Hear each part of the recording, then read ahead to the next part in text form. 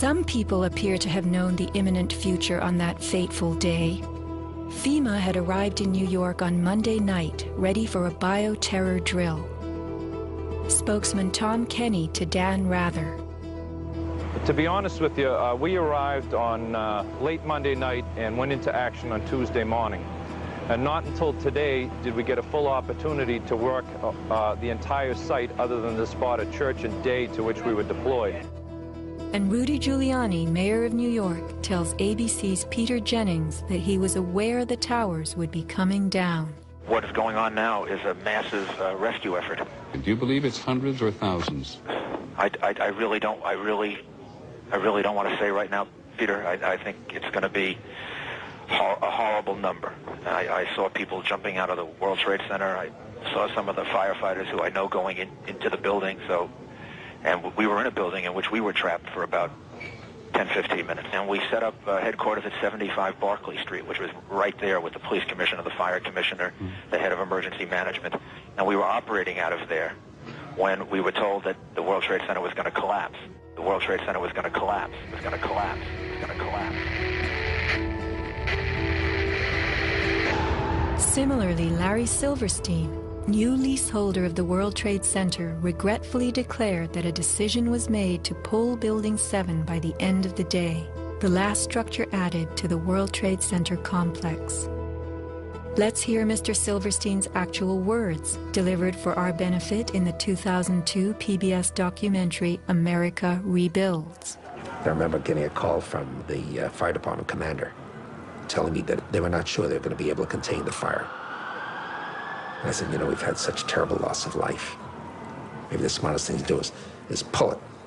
And they made that decision to pull, and then we watched the building collapse.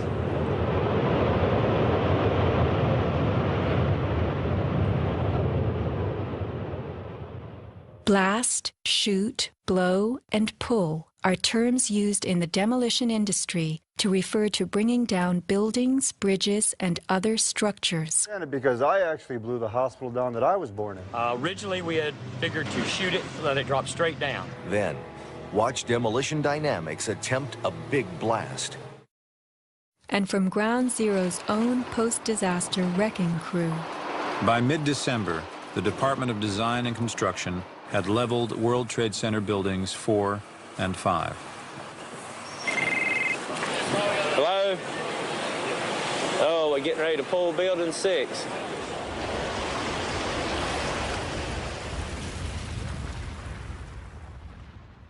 Silverstein, a commercial real estate tycoon with international political connections, acquired a 99-year lease on the World Trade Center complex in the spring of 2001.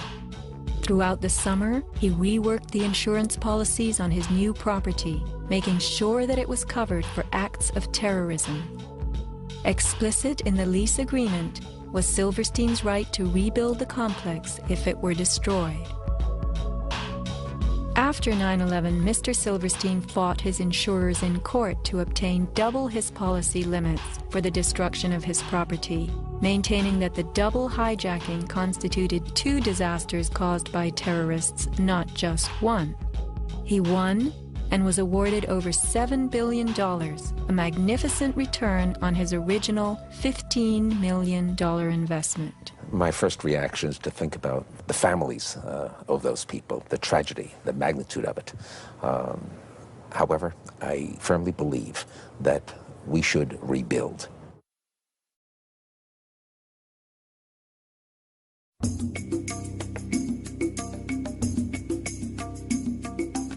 Just in the last few seconds, another building, building number 7, one of the buildings in support of the World Trade Center towers, has collapsed. World Trade 7, functioning as the command center for the complex, housed giant diesel backup and oxygen systems, the mayor's protected emergency bunker, and offices for the CIA, Secret Service, Department of Defense, and Securities and Exchange Commission. Its other tenants were insurance companies, brokerages, and banks. No plane hit Building 7, but at 5:20 p.m. on September 11th, it collapsed in a heap on the ground.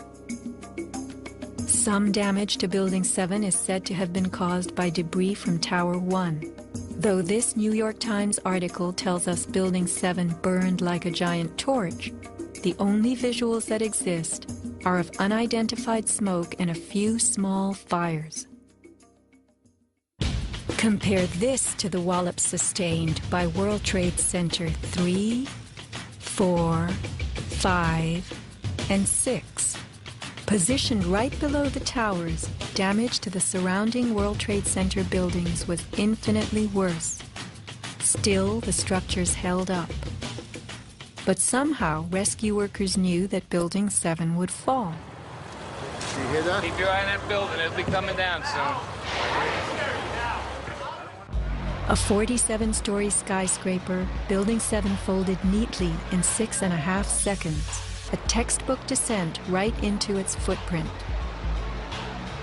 Silverstein Properties now tells us that its owner was referring to the team of firefighters inside the building when he spoke of the decision to pulling the firemen out of harm's way.